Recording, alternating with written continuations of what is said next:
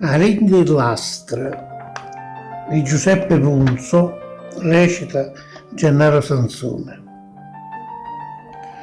Continua a piovere, che st'aria scura, sto tempo truvolo, mi fa paura.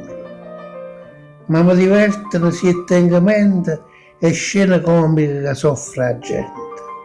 Chi che tricano sotto i portoni o si arreparano qui cornicioni, una coppia giovane con passa snella, quando affrenzipete si smerza un ombrello, poi dall'angolo pure papà, che torna umida a faticare.